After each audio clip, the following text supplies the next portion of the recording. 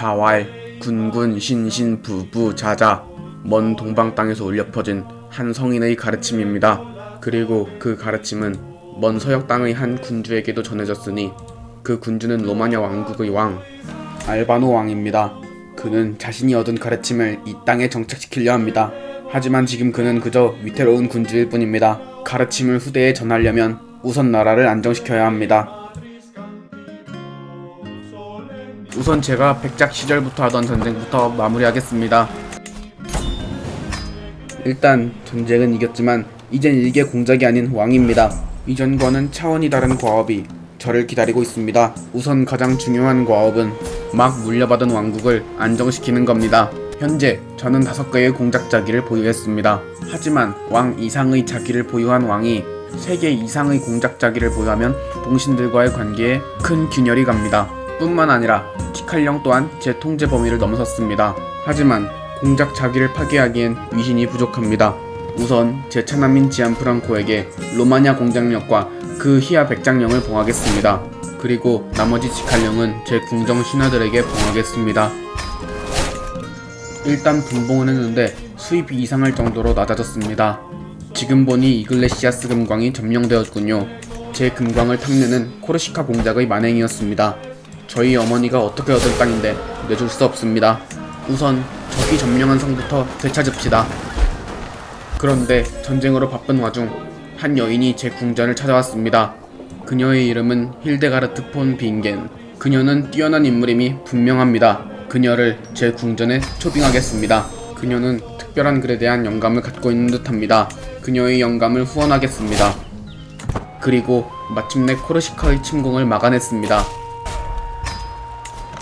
점령당했던 금광에 무관장을 파견해 다시 금광을 장악하고 전쟁통에 신경 못쓴 자문회도 다시 임명하겠습니다. 이 모든 노력에도 불구 여전히 왕국엔 역적들이 가득합니다. 그들은 제 왕권을 제약하려 합니다. 이 역적들을 진압해야 합니다. 폭풍전야의 적막함 속에서 저와 제 봉역을 되돌아봤을 때 저는 우연히 동방에서 온 가르침에 눈을 떴지만 대부분의 신하와 백성들은 저의 학문을 그저 이교도의 것으로 생각하는 것 같습니다. 일부 저의 혈육을 제외하면 대부분은 유학에 그닥 관심을 두지 않으니 저 또한 주변의 가르침을 청할 수 없어 학문이 제자리입니다. 책에서만 봤던 먼 동방, 유학의 근원인 중화 땅에서는 더 높은 수준의 유학을 배울 수 있을 텐데 이럴 때 가끔 중화에서 태어나지 않은 게 한스럽습니다. 황제께서 절 재상에 봉하시는군요. 성은이 만극할 따름입니다. 물론 언젠간 배신할 생각이지만 이후 제 친구 왈리를 첩보장에 봉하고 나니 마침내 역적들이 본색을 드러냈습니다. 이런 상황에서 제 아들이 사탄을 숭배하기까지 하는군요. 기독교 세계에서 사탄 숭배자로 살아남기는 쉽지 않습니다. 스트레스를 감수하고 아들을 신실한 신자로 교육시킵니다. 덕분에 아들과 더 친해진 것 같군요. 다만 제 아들도 절 닮았는지 개걸스러운 성격을 갖고 있습니다. 그닥 좋은 성격은 아닌데 말이죠. 그러는 동안 마침내 역적들을 모두 제압했습니다. 이 역모의 주동자인 베로나 공작을 처벌하겠습니다. 그런데 어째 가문이 좀 익숙하군요. 분명 스위스의 일개 지방영주 가문일 텐데 제가 어찌 알고 있는 건지. 아무튼 베로나 공작령을 회수했습니다. 이후 제 조카에게 그리종 백장령을 봉했습니다. 저한테 조카가 있었나 해서 찾아봤더니 저희 어머니에게 왕위를 빼앗겼던 마리아 누님의 아들이었군요. 저희 어머니께서 저를 위해 버리신 일이니 이젠 그 덕을 본 제가 마리아 누님의 후손들을 챙겨야 합니다. 제가 아니면 누가 마리아 누님의 아들을 챙기겠습니까? 그리고 제 막내 아들을 브레시아 백작에 봉하겠습니다.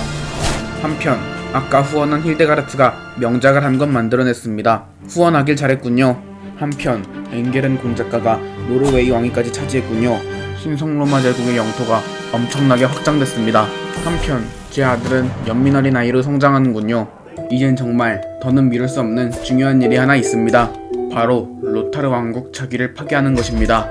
저희 어머니께서 힘들게 얻은 자귀이지만 지금 파괴하지 않으면 제가 죽고 봉역이 나뉠 것입니다. 어머니께서도 그 일을 걱정하셨기에 아들이 저 하나뿐임에도 분할 승계법 연구에 온 힘을 다하셨던 겁니다.